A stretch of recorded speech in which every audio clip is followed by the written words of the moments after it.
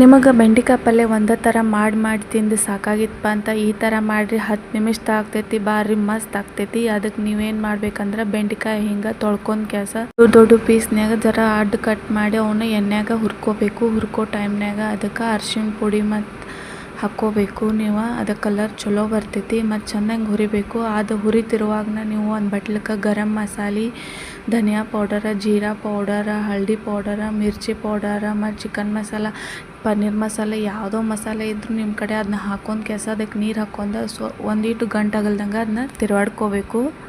ನಮ್ದು ಇತ್ತಾಗ ಬೆಂಡೆಕಾಯಿ ಹುರಿದಿರ್ತಾವೆ, ಅವನ್ನ ಬೇರೆ ಬಟ್ಲಕ್ಕೆ ತೆಗೆದಿಟ್ಕೋರಿ. ಮತ್ತು ಅದೇ ಎಣ್ಣೆ ವೇಸ್ಟ್ ಮಾಡಕ್ಕೆ ಹೋಗ್ಬೇಡ್ರಿ. ಕಡಾಯಿದಾಗ ಅದ್ರಾಗನ ಜರ ಎಣ್ಣೆ ಹಾಕ್ಕೊಂಡು ಜೀರಿಗೆ ಹಾಕ್ಕೋರಿ. ಆಮೇಲೆ ಉಳ್ಳಾಗಡ್ಡಿ ಹಾಕ್ಕೋರಿ, ಬೆಳ್ಳುಳ್ಳಿ ಹಾಕ್ಕೋರಿ. ಚೆಂದಂಗೆ ಅದೆಲ್ಲ ಫ್ರೈ ಆದಾಯ್ತಂತಂದ್ರೆ ನೀವು ಅದಕ್ಕೆ ಟೊಮ್ಯಾಟೊ ಹಾಕ್ಕೋರಿ. ಟೊಮ್ಯಾಟೊನು ಜರ ಮೆತ್ತಗೆ ಹಾಕಬೇಕು, ಹಂಗೆ ನೋಡ್ಕೋರಿ. ಈ ಥರ ನೀವು ಪಲ್ಯ ಮಾಡ್ತಿಂದ್ರೆ ಅಂತಂದ್ರೆ ಭಾರಿ ಟೇಸ್ಟ್ ಆಗ್ತೈತಿ. ಒಂದ್ಸಲ ಮಾಡಿ ನೋಡಿರಿ, ನಿಮಗೂ ಇಷ್ಟ ಆಗ್ತೈತಿ. ಇಷ್ಟ ಆತಂದ್ರೆ ಲೈಕ್ ಮಾಡಿರಿ, ಶೇರ್ ಮಾಡಿರಿ ಮತ್ತು ಕಮೆಂಟ್ ಮಾಡಿರಿ. ಮತ್ತು ಅದಾದಮೇಲೆ ಅದಕ್ಕೆ ನೀವು ಅದು ಮಸಾಲೆ ಹಾಕ್ಕೋಬೇಕು. ಮಸಾಲೆ ಹಾಕ್ಕೊಂಡು ಅದನ್ನು ಸ್ವಲ್ಪ ಎಣ್ಣೆ ಬಿಡೋಣ. ಅದಕ್ಕೆ ನಾವು ಬೆಂಡೆಕಾಯನ್ನು ಹುರ್ಕೊಂಡಿದ್ದೀವಲ್ಲ ಅದನ್ನ ಸೇರಿಸ್ಕ್ಯಾಸ ಚೆನ್ನಾಗಿ ಕೈಯಾಡಿಸ್ಕೊಂಡು ಒಂದು 5 ನಿಮಿಷ ಬಿಟ್ಟು ಅದ್ರ ಮ್ಯಾಗ ಕೊತ್ತಂಬರಿ ಹಾಕ್ಕೊಂಡು ರೊಟ್ಟಿ ಜೋಡಿ, ಚಪಾತಿ ಜೋಡಿ, ಅನ್ನದ ಜೋಡಿ ತಿನ್ನಾಕತ್ತಿದ್ರೆ ಸ್ವರ್ಗನ ಸಿಗ್ತೈತಿ.